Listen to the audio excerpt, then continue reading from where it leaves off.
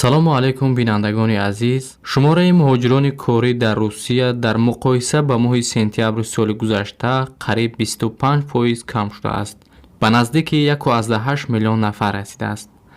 Дар ин бора Вазорати корҳои дохилии Русия хабар дод. Ба иттилои Вазорати корҳои дохилии Русия, як соли пеш ин нишон дод 22.5% бештар буд ва шумораи муҳоҷирон ба зиёда аз 2.3 миллион нафар мерасид. Бештар аз ин шаҳрдори Москав Сергей Собянин гуфта буд, ки дар соли ҷорӣ ба пойтахт 40% муҳоҷир камтар ворид шудааст. Шумораи муҳоҷирон дар пойтахти Русия кам шудааст ва ин мушкилии норасоии коргарро бароямон ба бор овардааст, гуфта буд Сергей Собянин.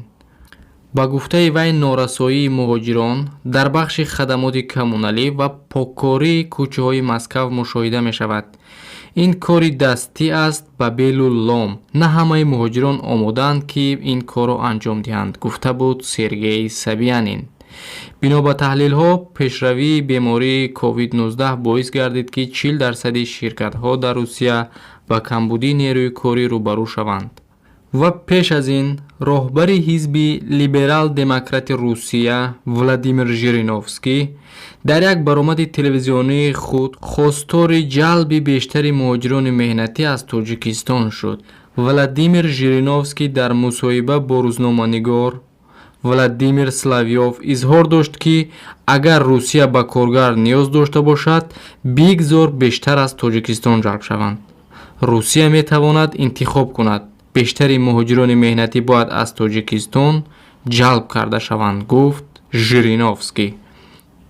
ҳамзамон раиси ҳизби либерал-демократи Русия дар посух ба суоли Владимир Соловьёв илова кард, ки ӯ дар сафари охиронаш ба ҷумҳурии Тоҷикистон дар ин масъала бо Эмомалӣ Раҳмон, раиси ҷумҳурии Тоҷикистон, гуфтугӯ карда ба тавофуқ расидааст.